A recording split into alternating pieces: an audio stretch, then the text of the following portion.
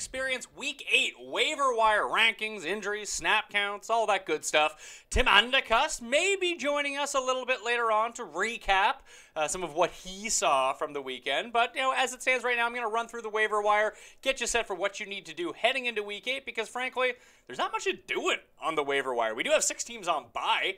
That's kind of weird, but I do have an announcement to make for everyone out there. People do enjoy myself and the Cust. If you're wondering where Draftkings is spending its money, well, this is it. Next week, Week 8, at Gillette Stadium, Chargers at New England, there will be a live Pat Mayo experience from the stadium with me and Tim Andercust. If you're at the game, pop by. I wasn't going to do like an impromptu Cuss Corner because, it's a live show. We're at the game. We need to at least put on the facade, that we're professionals and all this stuff. But if people come by and they have questions for Tim and he needs to get into them, we might have to do that live on the show and just freak out the producers and everything like that and get away from the games. Because, frankly, that's what people tune into the Cust for. Not so much the information, but the fun, the entertainment, his old man takes. So there's that. If you want to check out the full rankings, I'll update them after the Monday Nighter, and if there's any injuries on Tuesday, up on dkplaybook.com. But let's get right into it. Those teams that I mentioned on by the 6, we got the Packers, Titans, Rams, Giants, Cardinals, and Jaguars, which means someone like Leonard Fournette. Don't go too crazy. If you picked up Chris Ivory and played him, thank God he got that touchdown, because TJ Yeldon looked a whole lot better in that game. Although Ivory did lead in the snap count, that doesn't really make a difference if he's not doing anything with said snaps. But Fournette should be back by Week 9, so I wouldn't go too crazy trying to pick up TJ Yeldon or anything like that. I would assume that Chris Ivory is still going to be the direct handcuff, but as we saw in Week 7 against the Colts, that they might play a hot hand approach, and TJ Yeldon just frankly looked better, and towards the end of the game, he was the one who just started getting all the carries. In terms of the waiver wire power rankings for this week, number 1 coming in, I got Marlon Mack. Robert Turbin was put on IR with an elbow injury. They re-signed Josh Ferguson from the practice squad. And this week, Marlon Mack actually out-snapped Frank Gore. And the big thing to me is, Gore had 9 carries on the ground. He had a plurality of the carries out of the backfield between him, Mack, and Ferguson. Mack still ended up with 5. Ferguson had 1. But it was the snap count and Mack's new role in this receiving game which really struck out to me. Marlon Mack had 4 catches for 40 yards on 6 targets. That's pretty good. It's a pretty good base in a PPR format, and especially for DraftKings scoring, but no other running back in the Colts backfield garnered a target. That is really important news, because that is something that Robert Turbin was doing during the course of when he was active. Now that he's not there, it seems like Mack has assumed that role. So not only is he going to come in to spell Frank Gore on the ground, it seems like in passing situations, we're going to get a lot of Marlon Mack. So he's going to be number 1 on my pickup power rankings because, listen, the Colts are going nowhere fast, and it doesn't seem like Andrew Luck's going to be back anytime soon. At some point during this season, Marlon Mack does have a path to become the every down back. Now, what does every down back mean? Well, probably not like a Le'Veon Bell 95% of the snap rate, but there could become a situation where Marlon Mack starts playing like 65, 70%, and with what he's doing in the receiving game now, that could actually be good for a low-end running back too, a flex play, someone that in deeper leagues that you can start every week that provides you a floor. So I think that Marlon Mack, in a week where there were no injuries at running back, is the top priority ad. I wouldn't go burning a number 1 waiver priority on him, and frankly, you probably don't need to. You don't need to drain your fab budget for him. He's someone that's just going to be there. He's owned in like 25% of leagues, so if anyone really wanted him, they would have went out and got him by now. So you can probably get him for free. So that's something to watch out for.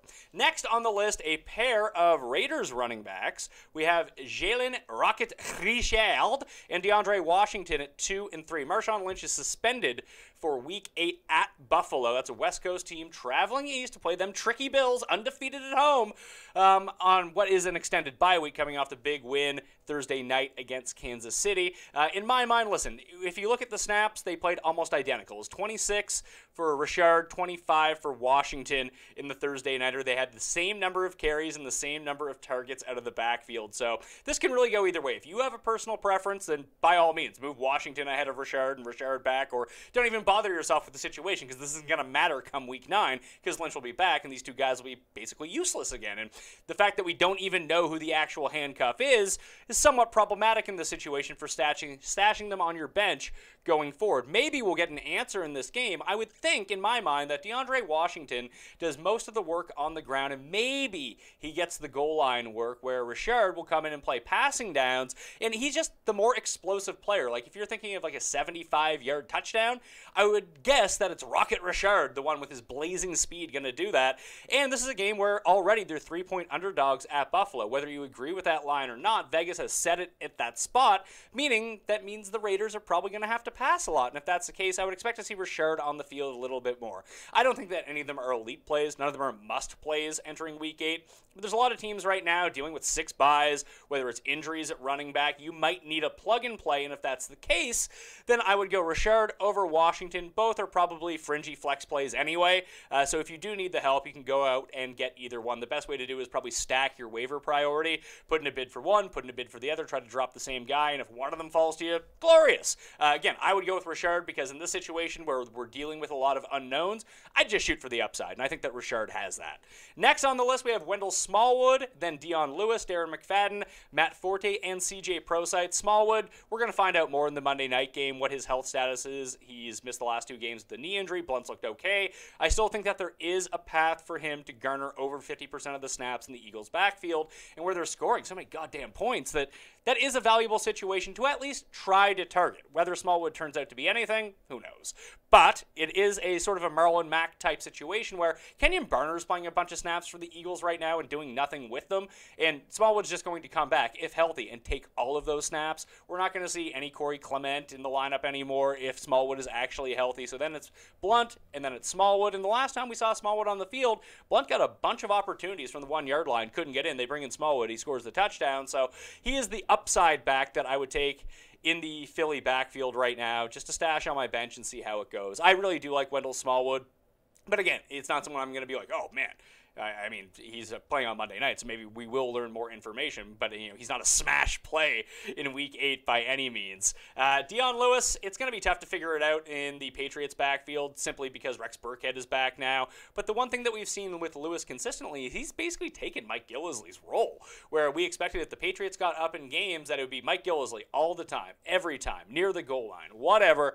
That hasn't proven to be the case. Dion Lewis is actually the one playing inside the red zone right now. I know that Gillislee came in on 3rd down after 2 Dion Lewis carries when the Patriots got in close, but I'll take the 2 goal line touches over the 1 goal line touch for the player that simply just looks more explosive right now, and that's Dion Lewis. It's going to be a hard situation to ever start him, but he does possess upside in the offense, scoring so many points right now. So Dion Lewis, a nice bench ad. Again, it's not a great week for waiver wire running backs.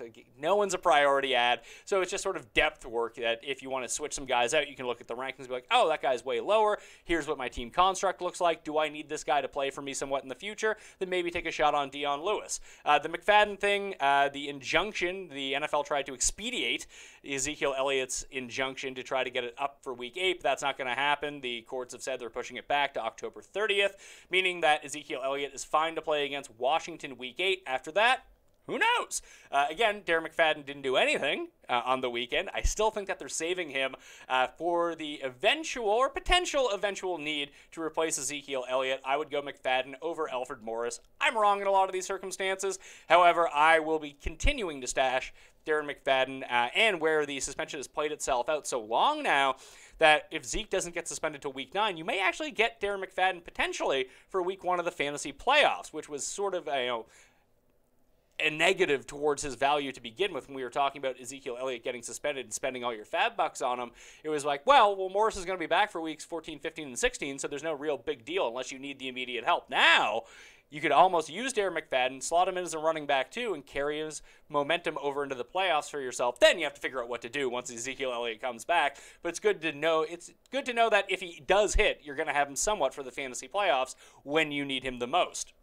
Matt Forte, now that all the backs are healthy in New York, it seems like Forte is the one doing the most action. I always assumed that Bilal Powell would be the one getting involved in the receiving game because that's where he's really good, but in the last 2 weeks that has not been the case. It's been Matt Forte, and he's been rather effective in the role. So, again, he's a fringy flex play, not someone you need to go out and add, but Matt Forte, if you play in a deeper 12-team, a 14-team league, and you're just crushed at running back right now, Forte's floor in a PPR league is like 6 points, and it's nothing to write home about, but it's also not 0, which is what a lot of guys are doing for you right now. So Matt Forte is an okay ad. The other guys on this list, CJ Prosciutto was active for Seattle against the Giants on Sunday, but even before the game, Pete Carroll came out and said that he was going to be very limited. He didn't get a touch in that game, so if he can continue to try to get healthier with his ankle problem, Eddie Lacy's garbage. So is Thomas Rawls. And J.D. McKissic's, he's like the low-rent C.J. Prosciutto. That Prosciutto does have a path to become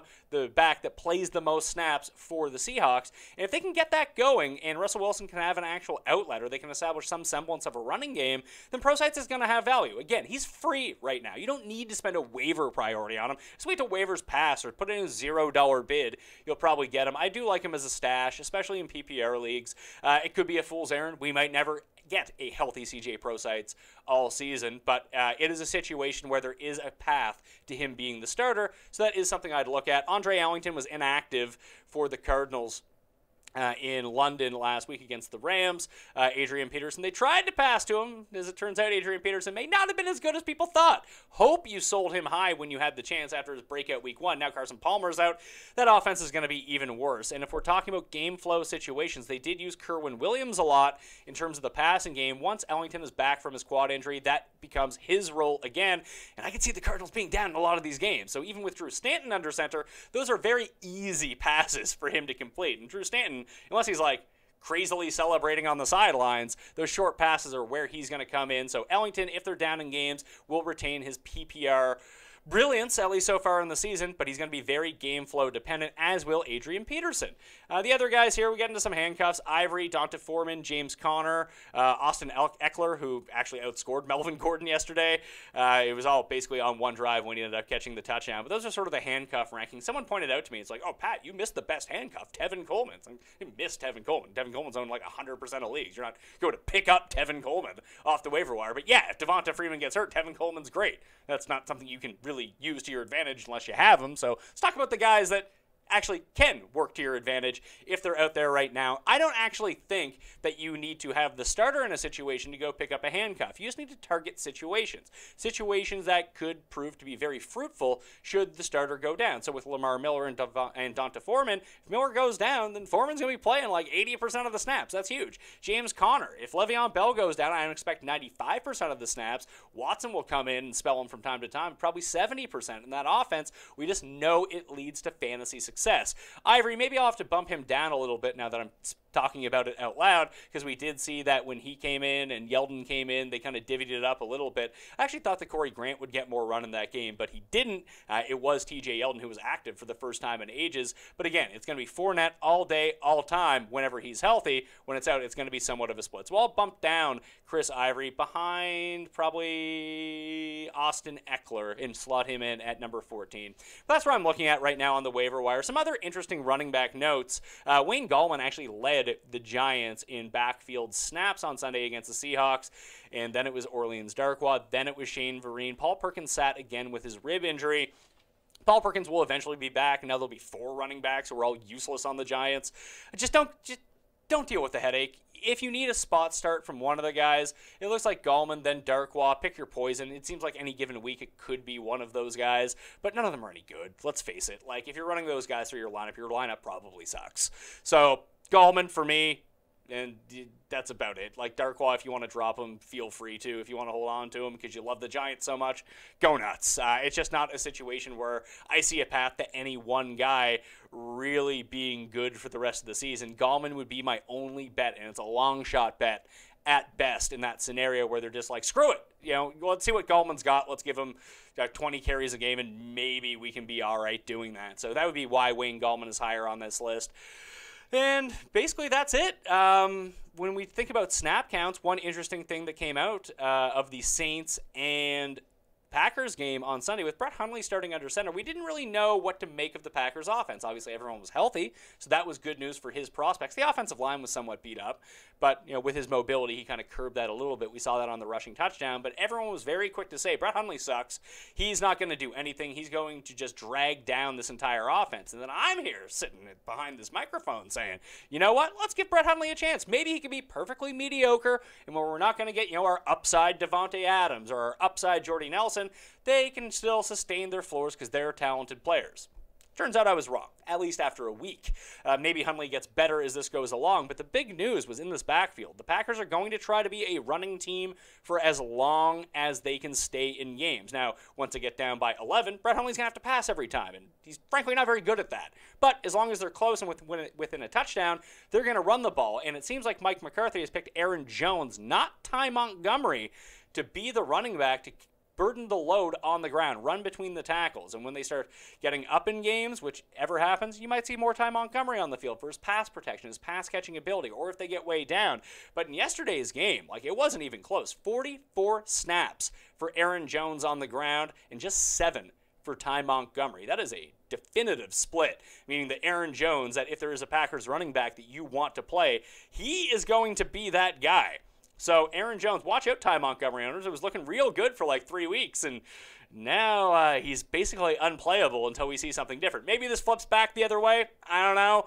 But right now, Aaron Jones is the back that you want in Green Bay and the one that you're probably going to have to start in your Week 9 lineups. Green Bay is on bye this week, so it's not really that big of a deal, but that's something to watch for going forward. Pay attention to the reports coming out of the bye week to see what the coach speak is, and maybe we can get a better sense of what the Packers are going to do in their backfield. But for now, Aaron Jones over Ty Montgomery.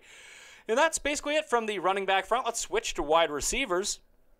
Cooper Kupp, Ted Ginn, Marquise Lee, Jermaine Kearse, Kenny Stills, Robbie Anderson, Alan Hearns, Robert Woods, Mohamed Sanu, and Deontay Thompson round out the top 10. Frankly, these are the same names that keep popping up in any competitive league. I mean, Cooper Kupp is owned and probably started almost every single week.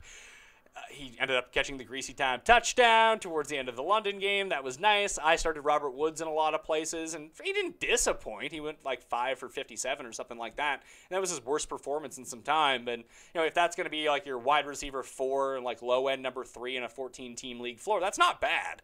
But it wasn't the upside that I was hoping for in that game. The Rams just got up by so much that they didn't have a need to pass anymore, frankly. So Robert Woods got kind of taken out. How bad is Sammy Watkins, by the way? Terrible. Guy is awful. He is the low-rent Amari Cooper. So in the boomer bust power rankings right now, it's Amari Cooper because his big games are so big. Then it's it's the Deshaun Jackson baseline. He's the inventor of this. So he's sort of in the middle. He would be second. Then it goes, I guess, Martavis Bryant, who's still demanding a trade and calling out Juju Smith-Schuster on Instagram about how he's better than Smith-Schuster, although the results would not back that up whatsoever.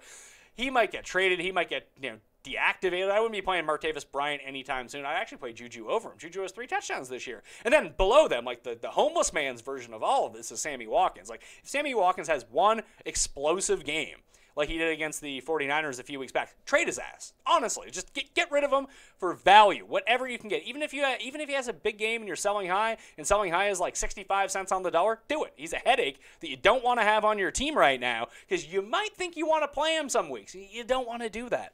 With Amari Cooper, we talked about this. Celie and I kept talking about this over and over on the Rankings Debate Show, where he was the best buy low in all of fantasy football based on his upside. But one of the reasons behind him being such a good buy low was that people love Amari Cooper.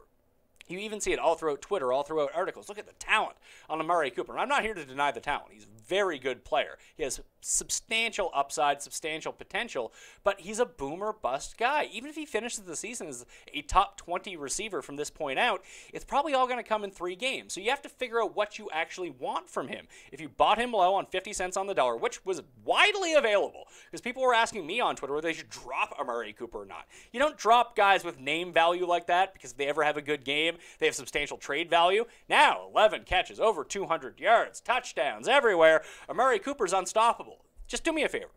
Don't be one of those people who talked about dropping Amari Cooper last week and now refuses to sell him because he's the best receiver in the league this week. That's not how this works. You're on the wrong end of both spectrums when it comes to assessing value. He was never as bad as you perceived him to be, and now he's not as good as you perceive him to be. Coming off such a huge week with his name value, people do like to invest in Amari Cooper. Start making the case to people in your league. Not everyone's going to buy in because, frankly, a lot of people have a lot of common sense. But there is going to be 1 or 2 people in your league that want to get rid of Michael Thomas. Michael Thomas has been underperforming. Oh, A.J. Green just had a bad game. I'm not saying that someone's going to accept Amari Cooper for A.J. Green, but you might as well throw that out there and try to gauge interest to anyone that you think might be interested in Amari Cooper right now. Throw up, I don't want to say a lopsided 1-for-1 or something that just gets like laughed out of the room, but like Amari Cooper for Michael Thomas today is not a laughable trade. I wouldn't take it. I would want Michael Thomas in that situation 10 times out of 10. However, the Michael Thomas owner, after getting burned a little bit from the past few games, might not feel the same way. So that would be the first trade I would go look at. Find the Michael Thomas owner in my league, offer up Amari Cooper if I had Amari Cooper. So if you bought him low for 50 cents on the dollar, try to sell him for like $1.50 on the dollar, $2 on the dollar, coming off the big game. But if you don't want to deal with the headache of, a 40-point week, then a 2-point week, Amari Cooper's not the guy for you. And someone will want to invest in that. So that's what I would say about Amari Cooper. Deontay Thompson. This just slipped right past me. I didn't even realize he was cut by the Bears and signed by the Bills, but all of a sudden he's their wide receiver 1. Didn't see that coming. Jordan Matthews was back in this game. I thought Brendan Tate would have some value. Zay Jones has no value because the guy can't catch. He might end up with 400 targets this year and 30 catches. That's real impressive stuff, Zay Jones. Sweet pick by the Bills. But it seems like Deontay Thompson, 4 for 4, 4 catches, 4 targets, over 100 yards. Tyrod was looking his way downfield. We saw with Watkins and Marquise Goodwin the past few years is that Tyrod can buy enough time in the pocket that it allows people to get open deep downfield. Eventually, the DBs lose sense of where these receivers are, and if Tyrod can develop a rapport with Deontay Thompson, I'd be willing to take a shot. Not going to lie to you. Someone needs to catch the ball in Buffalo. Charles Clay is still hurt. And Jordan Matthews has the broken thumb. He's walking around with one of those old school Nintendo Power Gloves from the movie The Wizard. So, just pick up Deontay Thompson. You don't need to play him, but maybe see if his role evolves a little bit. This is his first week. He's been on the team for 5 days, and he led the team in receiving. And now you got Oakland coming to town, a team that's probably going to score a few points. They can't just run the ball with Shady every single play. Someone needs to make some catches. Deontay Thompson could be that guy. And I was really surprised. C.J. Beathard was just targeting Marquise Goodwin over and over. Ended up with 4 catches for 80 yards.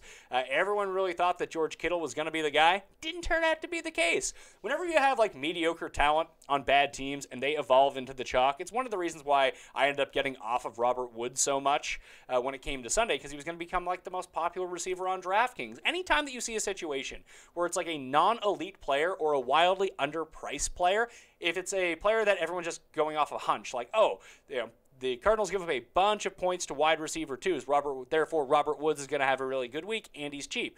You get the sense behind that, but that's a much better play in tournaments when he's 10% owned, not 25% owned.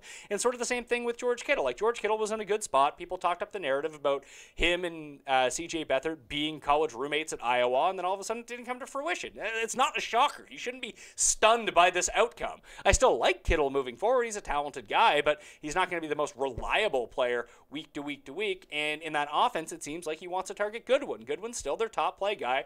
Pierre Garçon's going to be the one who's the most valuable, but for, upside purposes, the one who's definitely lower owned. Garçon's owned in almost every single league. Goodwin's still available, and Goodwin's a player that you can go pick up. I thought that Eldrick Robinson might work his way in a little bit, but that didn't turn out to be the case. Trent Taylor actually got a little bit more run late in that game after his early fumble on the punt return, which basically took them out of the game after 5 minutes and set up Ezekiel Elliott for the biggest day. But Marquise Goodwin is someone that, again, he's a better standard league player than a PPR player, but he's starting to develop a floor week to week to week, which is always nice to see. Other guys on that list, Terrell Williams has dropped below the threshold. Keenan Allen's a bit banged up, and Hunter Henry seems to be the one who's breaking out in that offense. Paul Richardson, untrustworthy week to week. Benny Fowler, as long as Emmanuel Sanders is out, when they're not contending with the pass rush of the Chargers, they're going to have more success on offense. So Benny Fowler's not, a write-off as of this point, but he's only going to have limited value, so he's down on this list. Juju Smith-Schuster at 15. Kenny Golladay, I have at number 16. That's an interesting one, only because Golden Tate is, we don't know. With the Lions on bye, we don't know what's going on with them.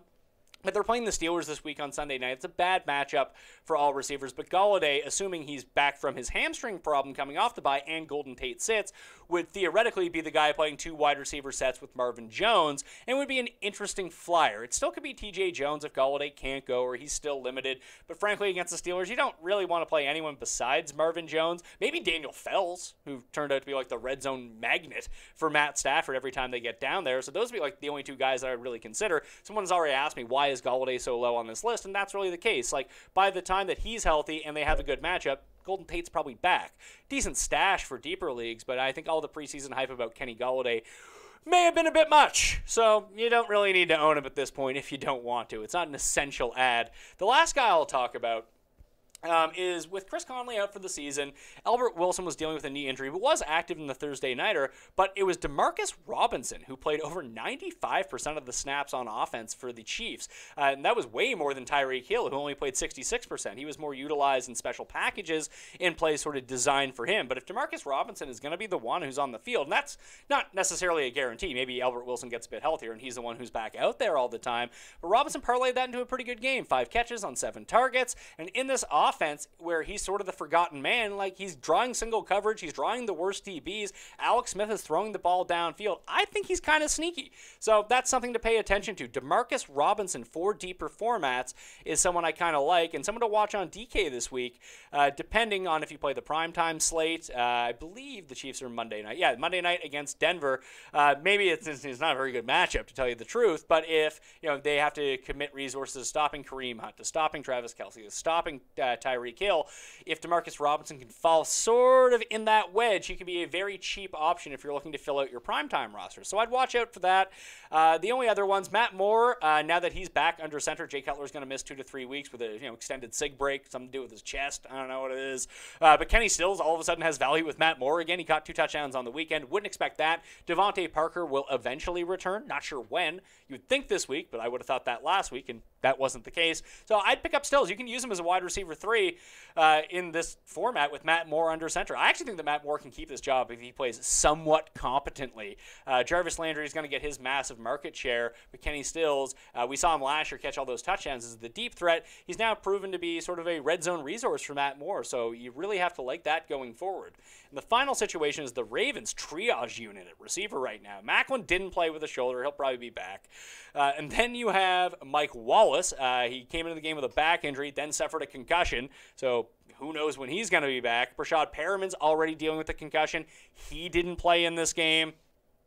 And then we have Chris Moore, Mike Campanaro, country music sensation Griff Whalen. I actually kind of like Chris Moore. It's 15 targets the last 2 weeks. If those 2 guys don't go, it's not the greatest of matchups Thursday night, but where it is such a quick turnaround, you could try to mine like 7, 8 targets again. He only caught 2, and one was a last play touchdown, which, is frankly the luckiest thing in the world.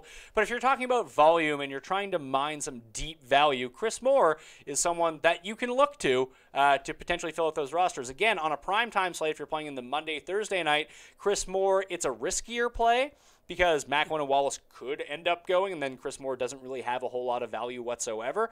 However, if they don't go, Chris Moore is a very sneaky play, super cheap, and someone that you can get some volume out of, and that's really what you're just trying to target. Market share when it comes to these primetime slates for these very, very cheap players. And I mean, he has great dreads. You always got to like a player with awesome dreads. Maybe you can shake them dreads in the end zone one more time. You get some value out of Chris Moore, you're good to go. Let's talk about tight ends. And, again, not really a super great week for tight ends. George Kittle's at the top, followed by Jack Doyle, Ben Watson, Daniel Fells, again, the red zone magnet, Austin Hooper, Vance McDonald, Jared Cook. If anyone ever wondered why Jared Cook is in worst place, and besides his boomer bust nature, and we've seen that so far this year, it's a 100-yard game or like a 20-yard game, but him dropping the touchdown to win the game Thursday night, I know he was interfered with. The ball hit him in the hands, and it just popped straight up. That's classic Jared Cook. The guy is the most frustrating player ever to own. Good stream if you don't plan on holding him in any given week, but you never know when that week is going to come. And if you try to trust Jared Cook on a week-to-week basis, you're just setting yourself up for disappointment. Ben Watson, with all those injuries in Baltimore again, has a good PPR floor. He's sort of like the poor man's Austin Seferian-Jenkins right now. So if you're looking to mine some value, I guess you could go there. Jack Doyle's interesting. If Andrew Luck ever comes back, which who knows if he is at this point, they're not putting him on IR, that's encouraging, but, we might never see him again. But the last 2 weeks since Jack Doyle's returned from injury, he has 15 targets. He has a good PPR floor. He hasn't gone over 50 yards in any of those games. However, we're trying to mine something from tight end right now. Tyler Kroft is also interesting. With John Ross missing the game, Tyler Boyd sitting, they went back to LaFell a little bit, and maybe it's just because there was a lot of bracket coverage on A.J. Green against the Steelers that Kroft was able to kind of linger about. C.J. Uzomah got a few targets as well, but Kroft got the touchdown, 4 catches, and he didn't even get to 30 yards. But again, you're really playing touchdown or bust in these games. Kroft might go for 0. He's a lot like Fells in a way, where he's either going to score 0 points or catch a touchdown or 2, and frankly, if you're streaming tight ends, that just might be what you're looking for. I'd say go pick up Kyle Rudolph, but he's 100% owned because he's playing the Browns, so all of our great streaming matchups against tight ends, whether it be the Giants or the Browns, and even the Patriots give up a lot of points to tight ends as well. All those guys are either on bye or they're dealing with tight ends that are super highly owned.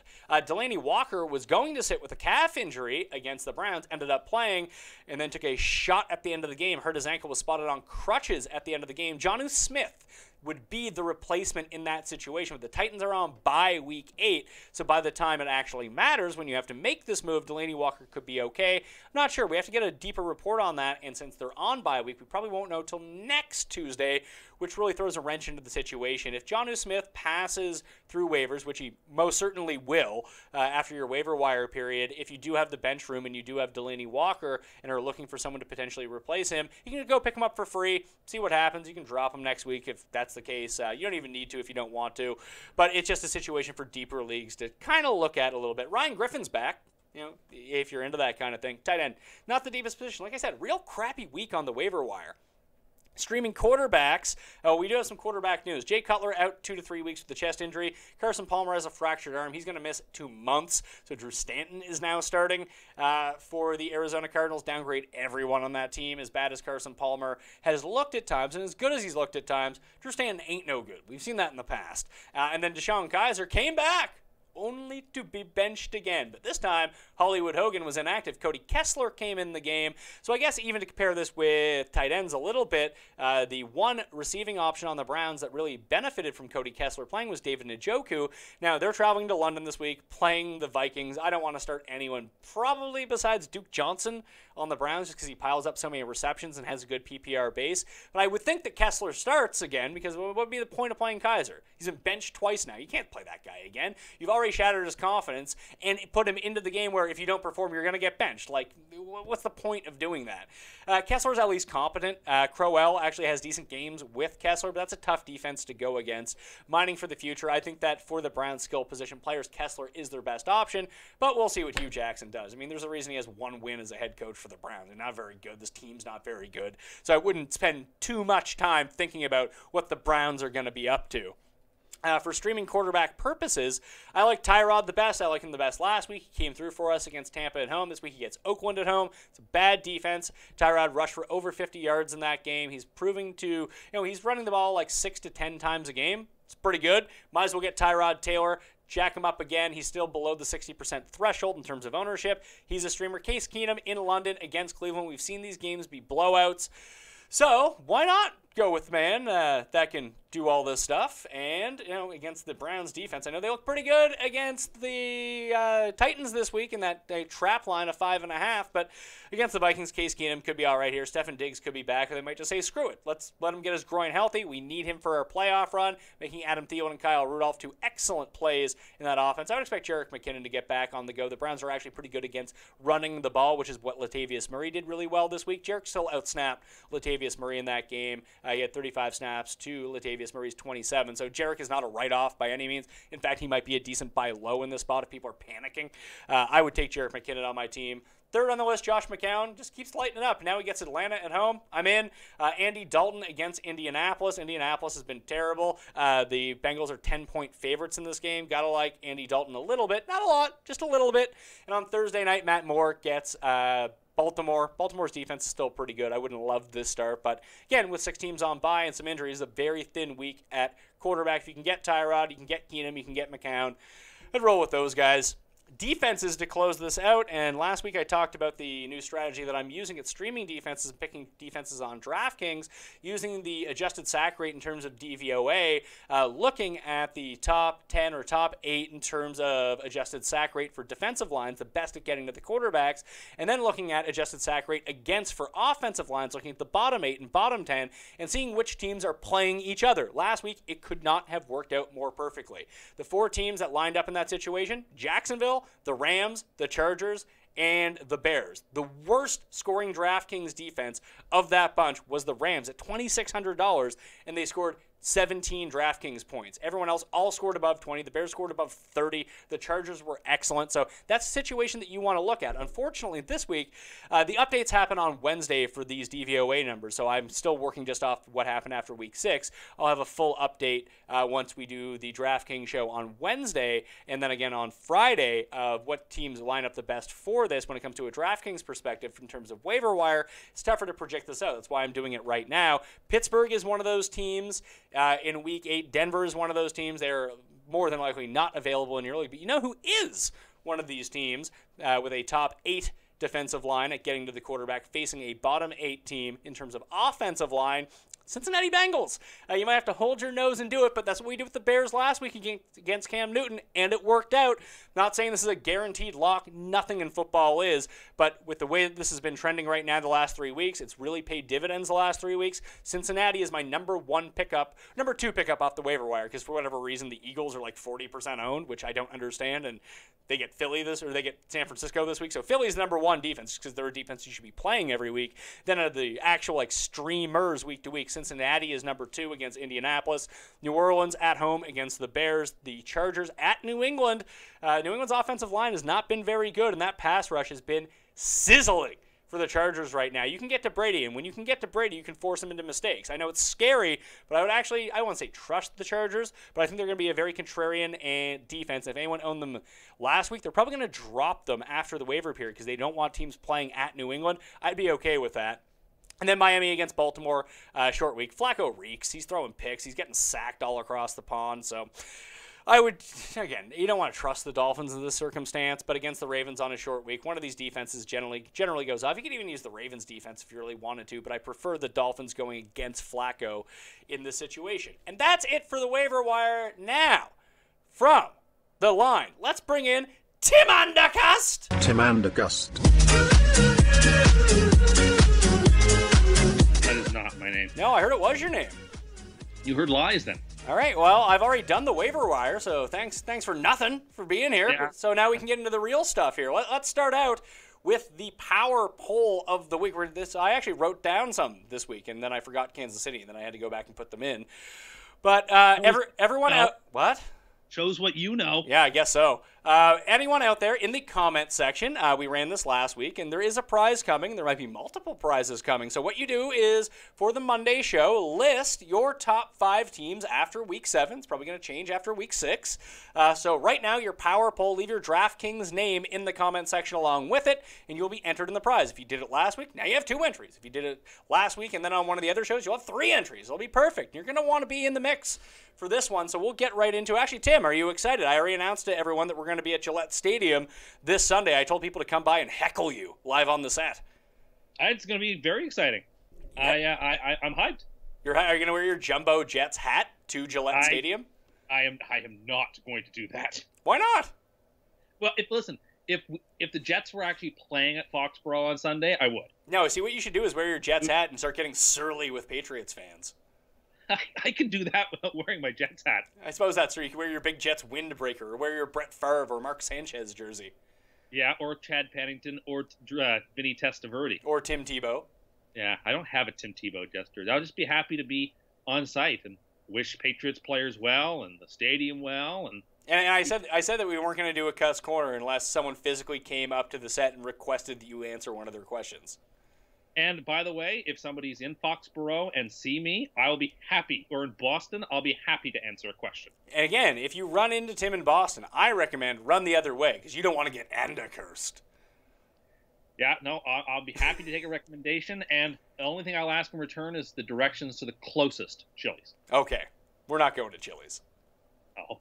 Maybe you can venture off on your own and go to a chill. Hey, maybe they have a bunch of games. Who knows? I'm not All right. What? I'm not the kind to venture off on my own. I know, it's really weird. Power poll. Here's the teams that I have in the power poll right now because I want to go first. I always let you go first. I'm going to go first this week. I have Philly at number 1. I have Pittsburgh at number 2. Kansas City at number 3.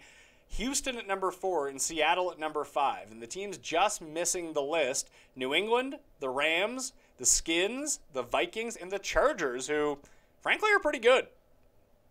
Well, they're 3-4 the same way that the Jets are 3-4. Yeah, but the Chargers are. I feel like the Chargers are a more impressive team at 3-4. It's almost like Seinfeld, where to start the year I was up and Jeff was down.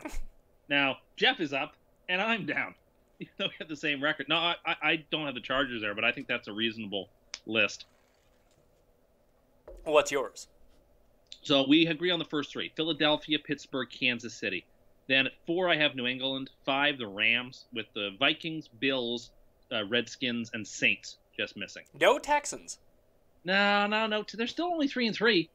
Like, I get what you're saying, but Philadelphia has 5 wins. Pittsburgh has 5 wins. Chiefs have 5 wins. The Patriots have 5 wins. Yeah, but this is a power poll. It's not just us reading the standings.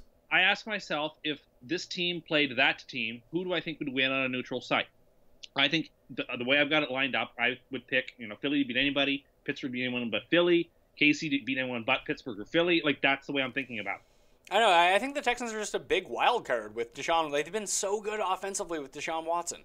Yeah, no, they have been a wild card. They're a good team. They're a good team, except there are 3 competitive teams in their division.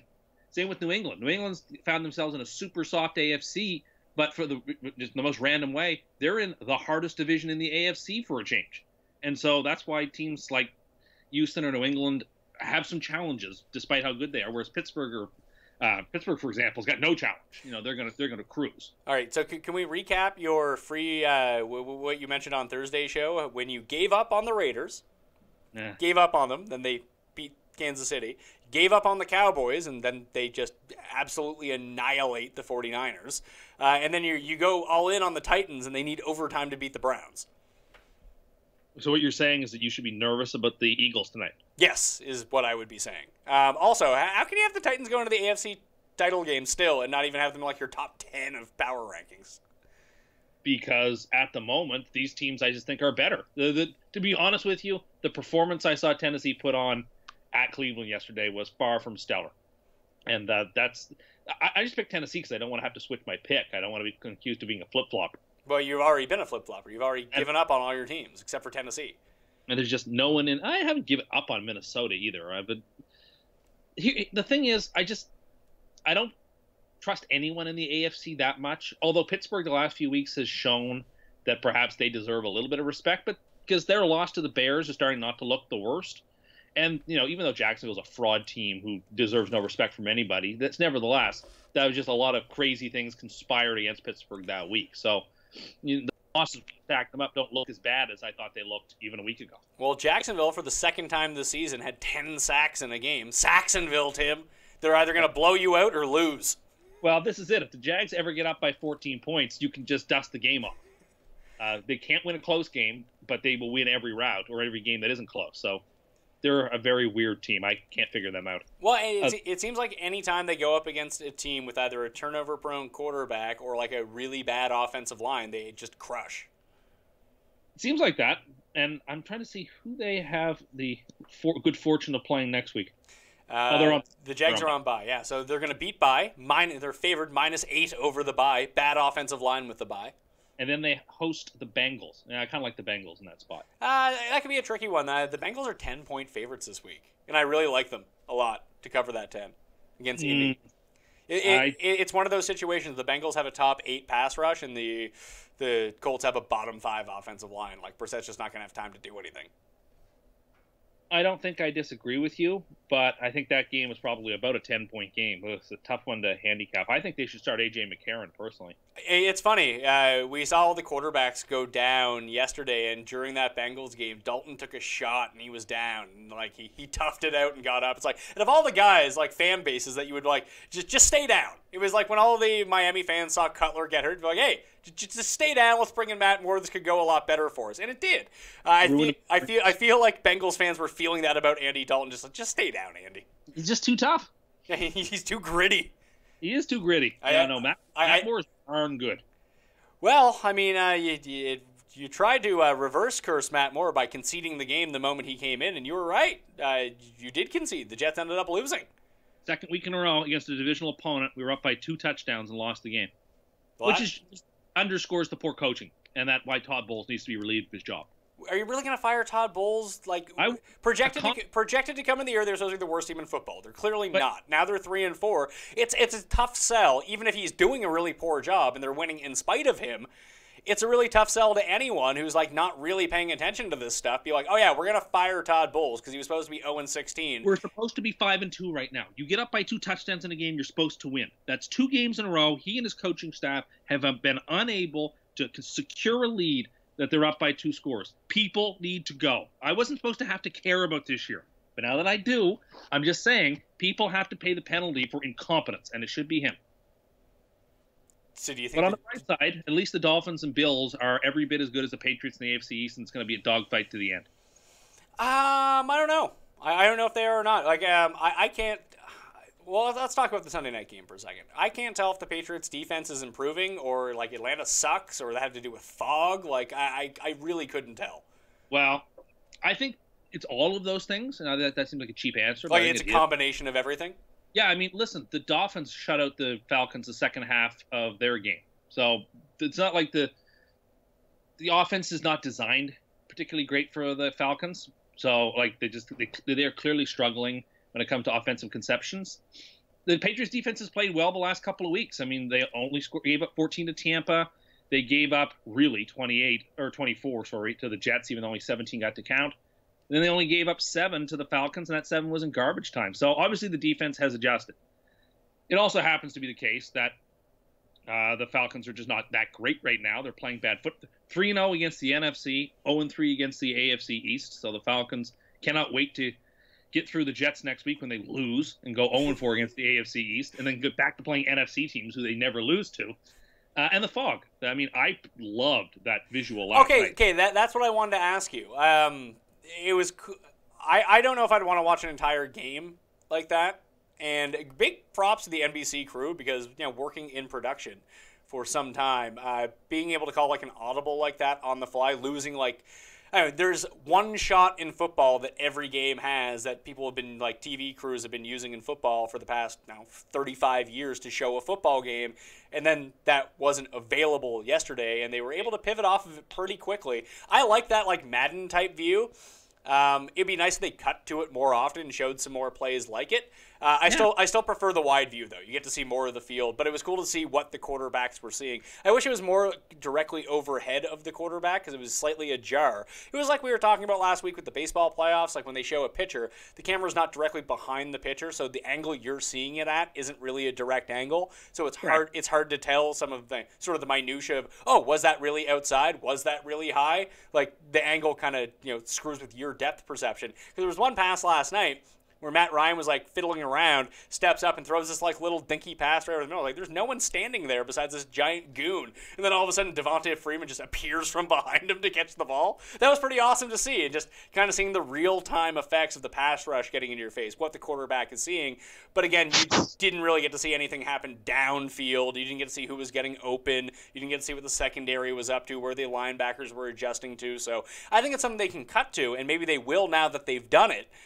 And they've utilized, this camera angle, and it kind of worked out. It was nice near the goal line when there wasn't too much field to look at. I thought that was cool. Maybe they can get a wider lens on that camera so you can see more towards the sidelines. But I think all in all, it looked all right. But I wouldn't want to see it for every snap of every game.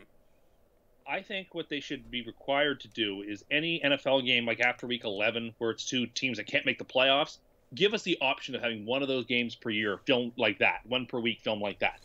That would be a way to drive interest to like an 0-11 49ers versus an 1-10 Colts team, other than just the gambling line. Like I think they should experiment with it later in the year when teams are out. Well, I actually think they should be doing that. I mean, one of the way... Listen... I also really liked it that they did... One of the reasons I also really liked it is that you couldn't see the first down line, which I hate. So you depending on where the ball was spotted, you could see it sometimes. You could, but it was still far more subtle than even it is usually on the normal. Again, you lost this one last week when everyone agreed that the first down line is something that people like. 99.9% of people agreed. I'm staking my claim. I'm standing tall. And I think my guy Neil Parker even pointed out to you, all the graphics on the screen, everything is a great teaching tool for kids to teach them about football. So I agreed with that. That actually is a very fair point. But that should mean then by week 6 they should come off the screen. But that's all very fair. I like the look. I mean, it's the field goal look, right? We see that look with field goals every week, and so I guess the camera tech was there. I'm impressed the commentators were able to function smoothly because, of course, they couldn't see anything up in the booth. Yeah. So they had to call it from a can sideways on a screen, so that was impressive. It was just, for a game that turned out to be blah, we'll remember this game for a long time because of this cute little wrinkle, and that's interesting. The one thing that I would say, with NFL ratings going down, on the whole, I don't necessarily think that people are watching less football. I think people are just finding other ways to watch football. Like, the more and more you talk to people, I mean, we've been over this a million times with the cord cutting and everything like that. So your standard NFL ratings are one thing, but like, I was watching on DAZN for a lot of the day, which is Canadian. What's that? DAZN will actively drive people away from cord cutting. It's true. It's a really terrible service. But, I mean, I was watching the game on my phone when I was at the gym. Like, I was watching one game on a TV and one game on my phone. So there's different ways to watch football if you really want to. Like, illegal streaming is through the roof, and people are going to watch their football that way.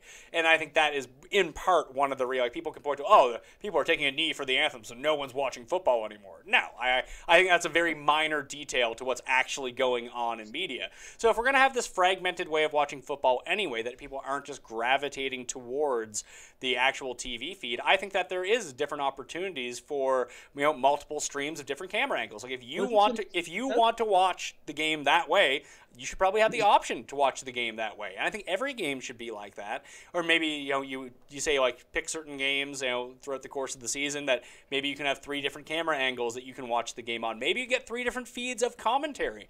Maybe you don't want to listen to Al Michaels and Chris Collinsworth. Maybe you want to listen to, I don't know, me and you do the games. Like have like a casual commentary team. Have like a radio commentary team that they're very intricate on the details. Have one team that's a commentary team that's working for the TVs, like working for the TV broadcast. NCAA does, right? During the NCAA Final Four basketball, they always have the normal feed with Jim Nantz.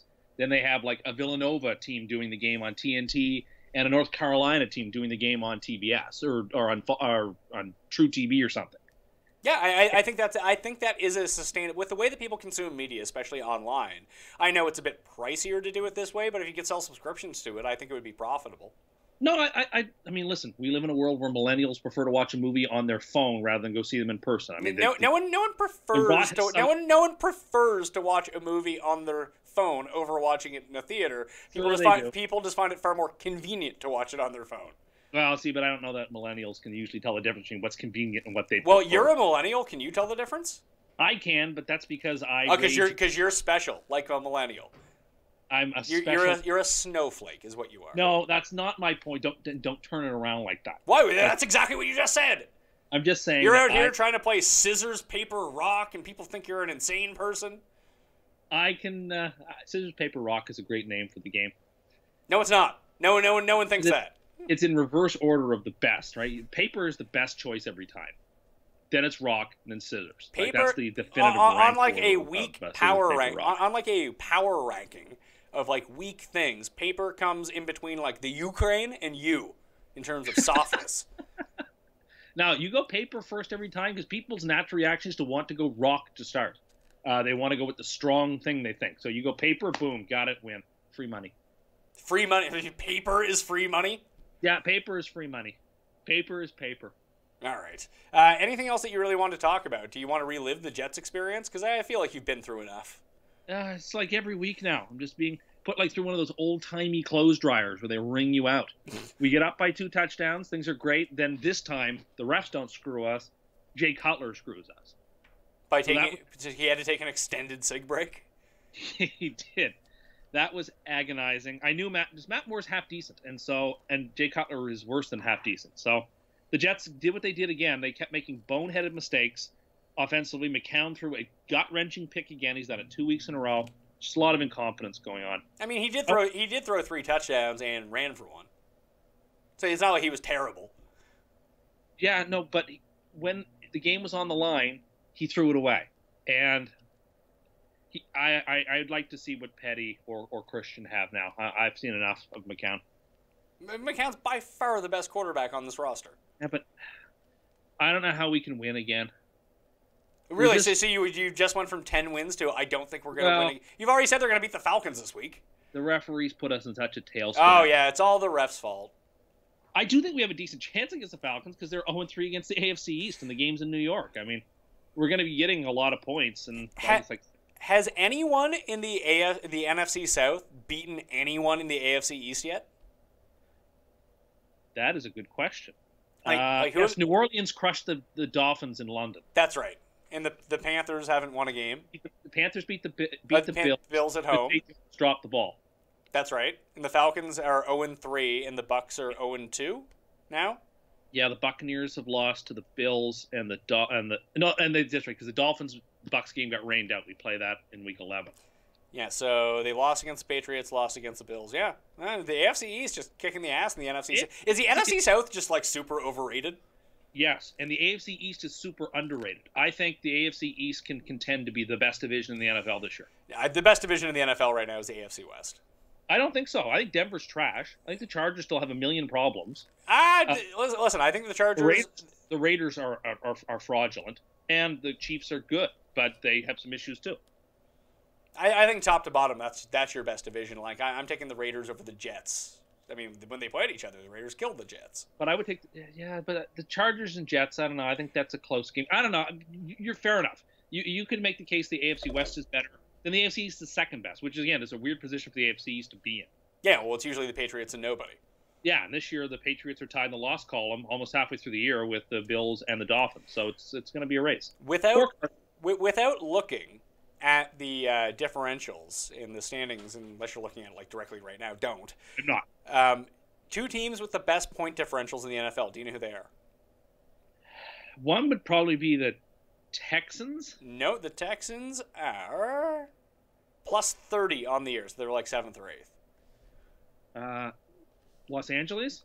The Rams are number 1 at plus 74 in point differential. Yeah, I can see that. They just kill people. This is the 3rd time this year they've just killed somebody.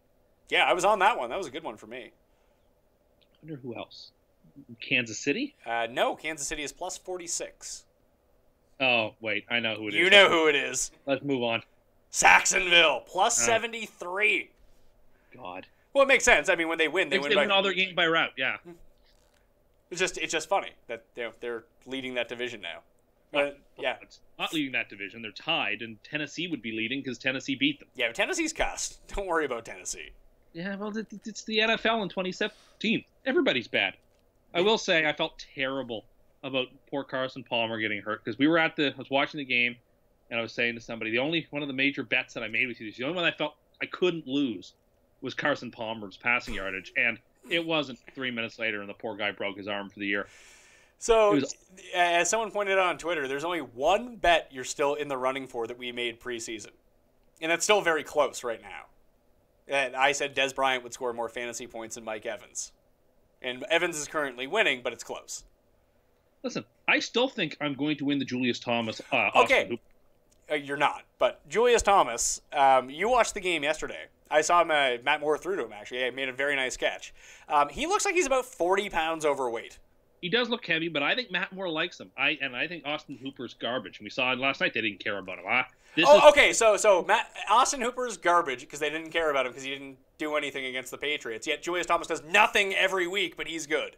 But he's got a connection with Matt Moore. You'll see. Does he? I'll see. I think Matt Moore has a connection with Kenny Stills because he's got the Stills to pay the bills. You got to believe me. It's going to work out. Kenny Stills had such a ridiculous catch yesterday. Ugh. That whole game frustrated. I wanted to sweep. I thought we had him on the ropes, and we let him off the hook. You let him off the hook? We let him off the hook. I sound like Denny Green unintentionally here. Ooh. That's a good look for you. You could be like the white, younger Denny Green. I'd have a lot of money. You would have a lot of money. What does Denny Green do now? Does he still coach like one of those like stupid offshoot leagues? Denny Green has passed away. Has he? Yes, he has. When did that happen? 2 years ago, a year ago. I can effort that. Oh wow. Well, my apologies. Are the Ravens secret terrible? Like not even secret terrible. Are they just legit? It's not secret. They're not a good team whatsoever. Denny Green died this last summer at 67. Oh wow. Hard to make. I mean, the Ravens are year in year out a very difficult team to handicap. They're obviously not good, but yet they have 3 wins, and particularly a couple against teams they have you wouldn't think they have a right to beat, like the Raiders. I can figure the Raiders are not great. I don't know what to make of them, but against the Jags, who are very overrated, they got crushed. Against the Steelers, they got crushed. They lost to the Bears, but everyone's losing to the Bears these days. And the Vikings are very good. So they play the Dolphins on Thursday night this week. My hunch is to take is to take Baltimore in that game, but I don't know. Yeah, I can't figure out what to do with them either. They can't protect Joe Flacco. Their entire offense is beat up. Well, I just looked at Flacco's numbers. He has 5 touchdowns and 8 interceptions. Well, there was a point. There was a point yesterday where he was 12 of 16 passing, and he had thrown for like 50 yards. Yeah, sorry, but only Mitchell Trubisky is allowed to win games with 4 completions. I told you their game plan. Don't let Mitch throw. It's a savvy game plan. The Bears are not terrible. The Bears have a top 5 defense. The Bears can absolutely win their division. They're 3-4, and Aaron Rodgers is hurt and done for the year. And the Packers, clearly, as you saw yesterday, they put their best effort forward, and it wasn't enough to get it done against New Orleans. The Lions are mediocre. If Mitchell Trubisky can actually develop this season and do something, I mean, the Bears have every chance. I wouldn't pick them, but they've got every chance to win their division. The division's soft. Like, I don't love Minnesota, but I feel like the Bears are sort of like low-rent Minnesota. Like, their quarterback play is a bit worse. Their defense is good, but worse than the Vikings' defense. Like, they're just everything the Bears do well, the Vikings do better. So I agree with you. And the Bears go into New Orleans this week, and they're probably going to get crushed. Yeah, it's a bad matchup for them. But then they have the Packers, Eagles, the Packers, Lions, Eagles, 49ers, Bengals, Lions. Like, they have a chance to make a run. Maybe I overspoke. Maybe they don't have really that chance, but I don't think they're a terrible team. Like, I thought they would be a bottom 3 or 4 team, and they're going to win 6 or 7 games. So give it to them. All right, are you excited for the Monday Nighter? Do you have any hot takes on the Monday Nighter? You got Philly in a rout? I am. I think both these teams are really good. You have Philly crushing them. Washington, the line has moved towards Washington. It opened at 5.5. It's now 4.5. I can see that, but the line moved heavily towards the Falcons yesterday. Oh, that was glorious. I got it 2.5, minus 2.5. Yeah. New England by the time my kickoff came around. Not that it mattered. I mean, it wasn't a game where the number mattered, but it's great that you got it at that. It was. I said it last week. No, you didn't. I will give you, for such a bad picks week that you had. And it was. And like just how off you were on every single game. The point you made about the Patriots was the absolute correct point, and very rarely do I use your logic to put money behind anything, but I did do it that time, so thank you. Thank you. But I can imagine that they will now be well overvalued against the Bolts, and that might be a place to take them. With that defensive line, with Bosa and Ingram and that D-line, I think the Bolts could be very, very intimidating on come Sunday. Yeah, I might actually think Chargers money line. I could see it happening. And we'll be there. We won't be there to watch the game. We'll be somewhere else to watch the game. We'll be at the stadium for a bit. I'm actually glad that fog stuff didn't happen while I was there. I was blamed in some way for making the game you know how it works. Well, it would be maybe even worse this time. So somehow during a day game there'll be too much fog. Fog, we know. Fog will get you. Listen, I think the Chargers' defensive line is going to pose a giant problem to the Patriots this week. I do too. I think the Patriots are a team now that I think are going to get a little overvalued because they're 5-2. People think, oh, the Patriots are back. Like, the Patriots are good. They're very good. Tom Brady, I think I'd vote MVP for him right now. And as I said on Twitter last night, he also looks 70% of himself from last year. He looks like clearly a diminished product and still. No, I don't agree. I actually think that Brady looks about as good as he looked last year. It's just he has a lot less time to throw. Like, Brady wasn't sacked at all last year. Now he's just running for his life every single time. Throwing ducks again. He's throwing ducks now. Sorry, he never used to do that. He threw ducks last year. Not like this. I mean, the Brandon Cooks touchdown against the Texans was a terrible pass that the safety misread. That was a duck that should have been picked. But it wasn't, as it worked out. And last night against the Falcons, that game turned and it was the right call. He got roughed, no question about it. But the duck he threw in the end zone that was picked off was a throw Brady didn't used to throw. And he's starting to throw them now. And he looks a tiny bit jumpy in the – he's still playing great. He's still a great quarterback. He would be my MVP. I also think he's clearly diminished. Both of those facts are true. I don't think he's 70% of what he was last year. And that's how amazing he is, that 70% of his self last year is still the MVP of this league. What you need to do when we're at the stadium on Sunday, you need to find Tom Brady and shake his hand. And maybe you'll have the same effect as when you tried to touch Phil Mickelson. You mean when we got a high five from Phil? No, when Phil snubbed you on the high five. That's not how I remember it. No, it'd be like, unfortunately, I have that on video, and that's not what happened. What do you think would happen if you got a photo of me shaking hands with Tom Brady and wishing him the best of luck? I mean, that's the end of his career, isn't it? I mean, you should really actively go out of your way to do that. It would be such a meltdown. I could just ask him about MAGA. Oh, hey, you guys can just bond over Trump? Yeah, well, I don't think either of us are big Trump fans. No, you guys are the biggest. That's what I heard. You can wear you can wear your MAGA hats together. Of all the people in this current conversation, only one of us owns a MAGA hat, and it isn't me. I own two. I assumed he'd lose, and they'd be hilarious collector's items. They still are hilarious collector's items. They kind of are. And like, when I was at Fantasy, Sincata brought me up one, but it was like a knockoff black one. I was like, what is this? Yes, I remember that one. I had to go order a red one. The red ones are the real ones. Like Windsor System Saver pellets, you have to get the good ones. Oh, see, that is I was actually talking about this morning. This is a pure Canadian thing. It's a Canadian commercial. Windsor Super System Saver pellets, got to get the good ones. They replaced the guy. Did they really? Yeah, it's not the bald guy anymore. It's some other dude. It was the easiest job in the world. All you had to do was look at some kid and say, you got to get the good ones. Yeah, well, not anymore. Apparently he blew it.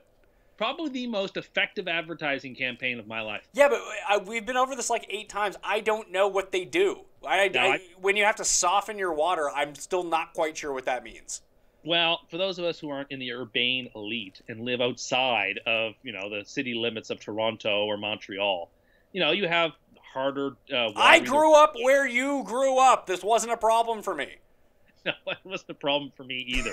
But, I mean, there are people in the real Canada outside of the big cities that, have, like, well water, or they use less than, like, perfectly clean, like, chlorinated water that they need to, like, get some of the harsher minerals out of.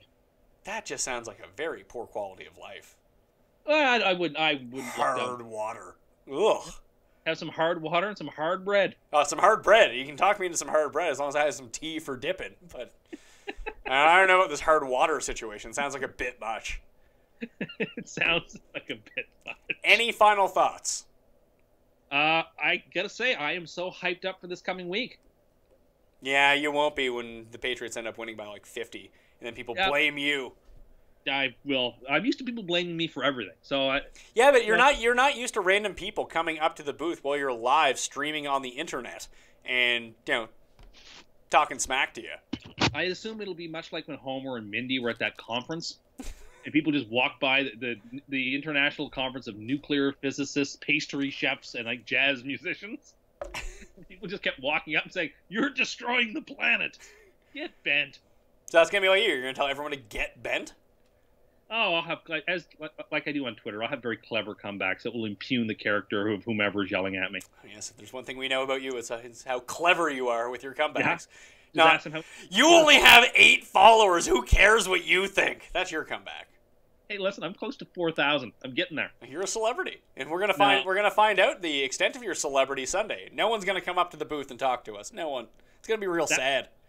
That would be sad, but at the same time, it would make me feel grounded and more humble with the people. I lead from the crowd. That's true. You do need to be taken down a notch. I don't need to be taken down. Yeah, you need to be taken down. Maybe not even a notch. Maybe like 10 notches. Oh, that would be depressing. Like you're like that guy who lost a ton of weight, and you have to like get a pair of scissors out and poke a new hole in your belt. Well, that seems like a good thing. Yeah, you got to be taken down a few notches. It should be. I hope the weather holds up. It'll be a nice weekend in Massachusetts. Well, we're not going to be on the field. We're going to be in the Draftkings lounge, so... That's fine. I just hope it's nice weather on the way there and back. And All right. Well, if you guys are at Gillette Stadium on Sunday before the game, I think we're going at 10:30 a.m. Eastern time. We're going to be. There's a London game, right? Sure. Yeah, I don't care about that. We won't be watching it. Yeah, no one will. It's the Browns and the Vikings. Oh, sounds like a great game. Anyway, if you're at Gillette Stadium, come by the Pat Mayo Experience set. If you have questions for Tim, save some up. Maybe if you have a great question for Tim, we can do a mini cuss corner with you. I don't know if we'll have an extra headset that you can be on the show, but, who knows? We're really playing this by ear for right now. We're going to try. I may be wearing a jaunty chapeau. Oh, God. I think we're wearing headsets, so watch out for that. You're going to be like Deion Sanders? Number 5! Number 5! Oh, man, I don't watch NFL Network anymore because I don't get it. I don't have the station anymore. But do they still do 21st and Prime? Because I love 21st and Prime. That Michael Irvin nearly dies of laughter every night. Well, Michael Irvin likes to laugh. I still prefer it to the ESPN goons who are just real stiff. Yeah, well, that's because it's all very corporate over there. Yeah, the NFL Network seems like a lot of fun. I think it is a lot of fun. I think they're having a good time. And poor Rich Eisen, he's just sitting there, is like, how am I the serious one?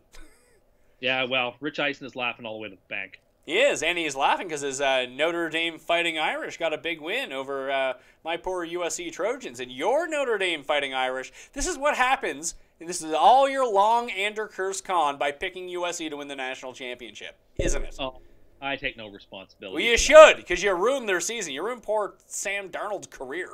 Now, he'll come back next year. USC will be great next year. No, he's going to come out and he's going to end up going to the Jets, just like you thought all along. But this time it's going to be like the 17th pick. The Irish look amazing. They're now number 9 in the country with teams ahead of them playing each other to get. We win out. I don't know how they could deny us a spot in the playoffs. Well, that's going to go very poorly. Maybe they'll play Alabama and lose by 500. Alabama can't stop our running attack. Really? They can't stop your running attack?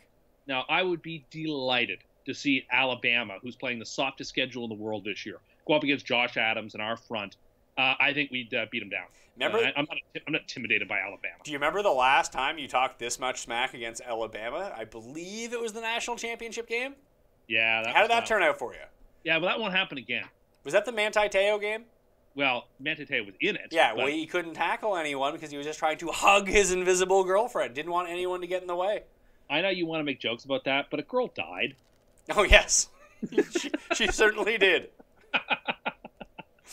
Well, did you see? I think it was Kogod tweeted out on the weekend. Yes. There was another Notre Dame player, and it was just like he had a thing written in his Twitter bio, and he's like, "Wife or wife." It's like, and I love my girlfriend at whoever, and you click on whoever. It's like person does not exist. It's like, oh God, not again. It's happening. There's a systemic problem at Notre Dame where people are just getting catfished left and right. It's a real problem. All right, that'll do it on the Pat Mayo Experience. I would like to thank you for watching, and of course, I'd like to thank Tim Andercust. Tim Andercust. That is not my name. For being on the line today. Come visit us at Gillette Stadium if you're around there, if you're booing around Boston on the weekend. We might be out and about. We may do a public appearance with Tim. But again, don't get too close. Don't want to get Andercust, all right? If you want to subscribe, you got to quit cutting me off when I'm doing the extra. Okay? Yeah. And when we're in person, maybe you'll be able to see that I'm doing this. But, there's certain times we need to get out at. Right. All right? Yeah. You can subscribe to the Pat Mayo Experience video version on the Draftkings YouTube page for the audio versions, iTunes, Stitcher, Google Play, and Audio Boom. Always uncut, always on demand, whenever you want it. Listen to it on any sort of device that you have. It's all up there. Tune in and iHeartRadio as well. Follow me on Twitter at the PME, on Facebook at facebook.com/thepme. The best way to track all the content during the week. All my work up on dkplaybook.com and on Instagram at, guess what? The PME. That was the Pat Mayo Experience. I'm Pat Mayo. Good luck in Week 8. I'll see you next time.